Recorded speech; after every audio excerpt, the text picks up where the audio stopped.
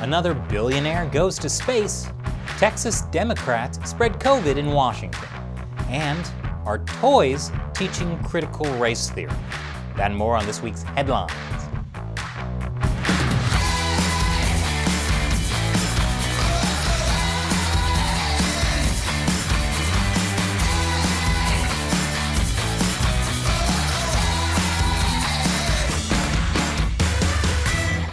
Welcome to America Uncovered. I'm Chris Chappell. This episode is sponsored by CuriosityStream. It's great for people like you who love watching videos and learning cool stuff. CuriosityStream has a huge selection of documentaries and non-fiction TV shows, and I'll show you more at the end. Apple delayed a return to offices for its employees in response to growing COVID cases. It's nice to see Apple trying to prevent something from dying needlessly. If only they could do the same for my iPhone battery. Something I paid $600 for shouldn't have the lifespan of a dragonfly. In case you're curious, dragonflies live for around 6 months. I looked that up on my laptop because my iPhone battery died. COVID cases are rising in the US. It's due in large part to the more contagious Delta variant. The CDC now says the Delta variant makes up 83% of new cases in the country. COVID is like a horror movie villain. Right when you think it's beat, it keeps coming back. It even has a bunch of sequels with dumb names. COVID Alpha, COVID Delta, COVID Lambda, COVID Takes Manhattan, COVID versus Jason, and of course, the direct-to-video, COVID in the Hood, in space. The only difference between COVID and a horror movie villain is the victims are the ones wearing masks. Despite the rise in COVID cases, Canada announced starting August 9th, it would allow fully vaccinated Americans into the country for the first time in 16 months. And fully vaccinated visitors from other countries can enter beginning September 7th. This feels long overdue, because as far as Canada's national health concerns go, COVID has nothing on poutine. People say America is the fattest nation in the world, but even Colonel Sanders was never like, you know what these fried potatoes and cheese curds could really use? Gravy! Of course, as I said before, the biggest health risk in Canada has been and continues to be ice skates strapped to moose antlers. Speaking of public health concerns, Twitter suspended Congresswoman Marjorie Taylor Greene for 12 hours over, quote, misleading COVID posts.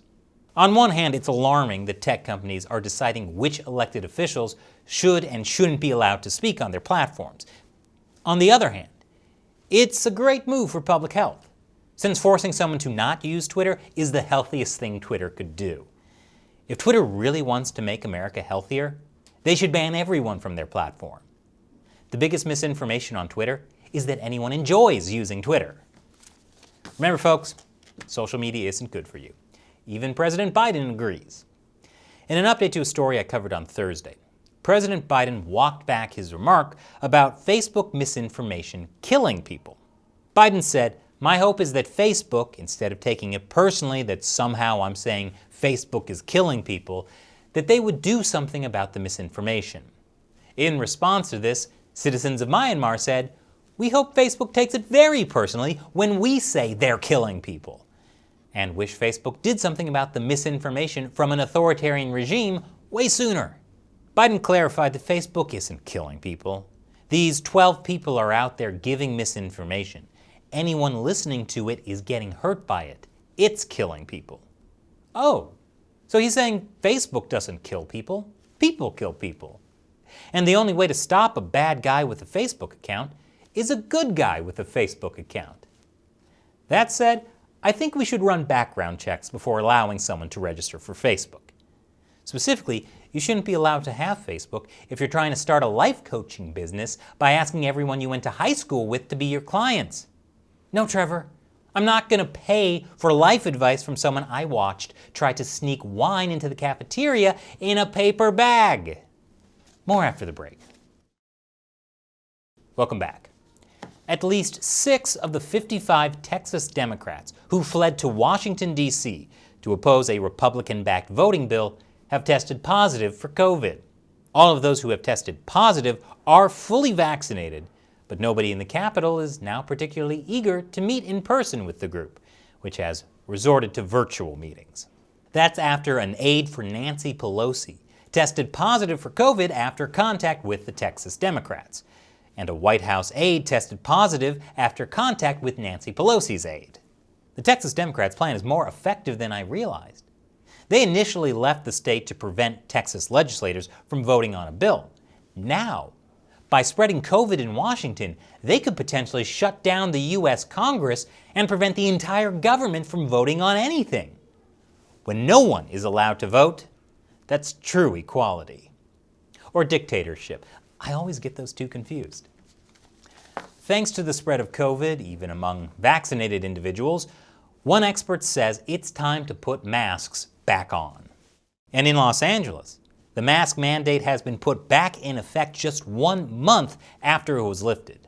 Even vaccinated individuals will be required to wear masks. This is despite the CDC's recommendations that vaccinated individuals do not need to. As of now, the CDC only recommends masks for the unvaccinated and children 2 or older. A Los Angeles County sheriff says he won't enforce the mask mandate because it's not backed by science. Then again, most health fads in Los Angeles aren't backed by science.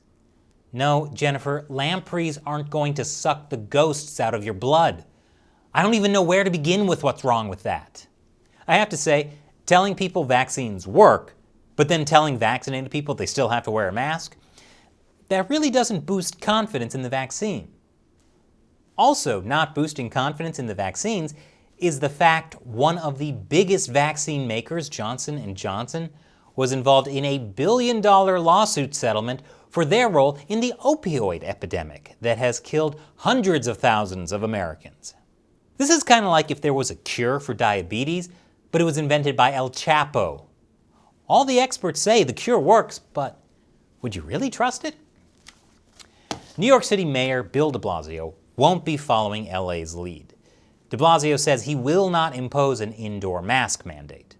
De Blasio should recommend residents wear masks outdoors, though, not to protect against COVID, to protect against the smell of urine-soaked, poop-smeared trash mounds in the streets. Breathing COVID indoors is healthier than breathing that outdoors. But hey, that's a small price to pay for living in the greatest city in the world. Although I wouldn't call New York City rent a small price to pay. Anyway, it's nice to see a big city Democratic mayor care about the well-being of their constituents and lead by example. For COVID, I mean, because they're definitely not doing that in regards to public safety. According to government watchdog group Open the Books, Democratic mayors in 20 of the U.S.'s 25 biggest cities slashed police department budgets and positions while spending millions of taxpayer dollars on their own private security detail. So, they're in favor of defunding the police, but only for you. This is kind of like someone telling you to not smoke marijuana while they're doing a line of coke. Do as I say, not as I do. Also, I like jazz now. And when we come back from the break, AOC shows how much she hates capitalism with expensive merchandise. Welcome back. Alexandria Ocasio-Cortez has paid $1.4 million from her campaign so far this year to an ethical merchandise firm to produce t-shirts for her to sell. Proceeds from these shirt sales go to AOC's election campaign fund, not to AOC personally. Each shirt also has AOC written on it. But considering she has her own merchandise store featuring an $88 hoodie, I can only assume that AOC stands for Agent of Capitalism. These new t-shirts have slogans like Tax the Rich, Abolish ICE, and while selling merchandise most people can't afford may seem hypocritical given my stances, at least it's made ethically in the US. And for anyone pointing out that shipping it contributes to climate change, to that I say, oh, look, ran out of room. Good talk. Okay, thanks, bye! I can't blame AOC for trying to raise some extra cash considering all the inflation we're seeing. But President Biden called the current inflation in America expected and temporary, saying, as our economy has come roaring back, we've seen some price increases. Some folks have raised worries that this could be a sign of persistent inflation, but that's not our view. if you know anything about economics, then this inflation was definitely expected, especially after hearing about the trillions of dollars Biden wants to spend on his infrastructure plan. Also, if you know anything about economics, then you know this inflation will definitely be temporary. Everyone knows that once prices go up, they always come right back down again. That's why gas is still 79 cents a gallon. A bottle of milk costs a nickel, and we're definitely not all drowning in college debt that's stacked higher than urine-soaked, poop-covered trash mounds in New York City. Speaking of expensive things going up and coming right back down again, Jeff Bezos and 3 crew members took an 11-minute suborbital flight aboard a space capsule launched from a Blue Origin spacecraft. The space capsule was named the RSS First Step, as this is the first step towards Jeff Bezos launching privatized space travel. Bezos called this the best day ever, which is impressive that this day stands out as the best day ever for him, considering Jeff Bezos probably starts every day eating a manatee steak with cloned pterodactyl eggs on his table made of unicorn horns. Upon returning from his trip to space, Bezos thanked Amazon workers and customers, saying they paid for all this. This prompted backlash from politicians and citizens who criticized Bezos on Twitter. Of course, the majority of them sent those tweets on phones, tablets, and laptops they bought on Amazon, which kind of proved Bezos' point. Speaking of rich people and Twitter, some are speculating that Donald Trump may launch a bid for Speaker of the House if Republicans win the chamber in 2022. House Democrat Brendan Boyle attempted to preemptively block this by introducing the Members Act. It would require the Speaker of the House be a member of Congress. Wait, that's not already a requirement? You mean to tell me anyone can be elected Speaker, even if they're not in office? In that case, I'd like to introduce the Jackson Act, which mandates Samuel L. Jackson be appointed Speaker of the House for life. Because who wouldn't want to listen to Nick Fury himself drop the gavel on all those incompetent you get the idea. A Hasbro worker told right-wing activist group Project Veritas the toy company is working with the non-profit organization The Conscious Kid to give its employees critical race theory training. He also claimed that Hasbro was attempting to introduce children to racial bias before they're old enough to understand what race and racism are. For the record, these claims have not been substantiated, but I suspect it will lead to preemptive panic, like a few months ago when Hasbro updated the Mr. and Mrs. Potato Head logo and brand name to just Potato Head.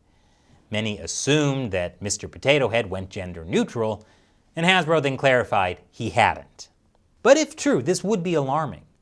What if all toy companies tried pushing political ideology on children? Lego being used to push Biden's infrastructure plan. Or He-Man being changed to He, She, They Man. You can get these toys at Antifeo Shorts, the only toy store that actually encourages looting. And this episode has been sponsored by CuriosityStream. CuriosityStream is a streaming platform with dozens of collections of fascinating TV shows, including award-winning and original programming.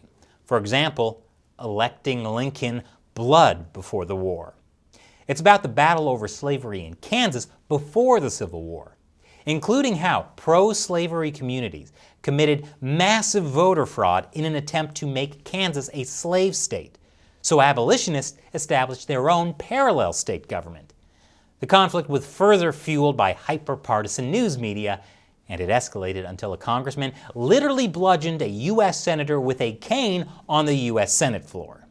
With CuriosityStream, you can watch that and thousands of other streamable documentaries and nonfiction shows on topics like history, nature, science, food, technology, and travel. So click the link below and use the code AmericaUncovered to get our special deal, just $14.99 for the entire year. You can watch CuriosityStream from your phone, tablet, or computer anywhere, anytime. So click the link below and check it out. I'm Chris Chappell. See you next time.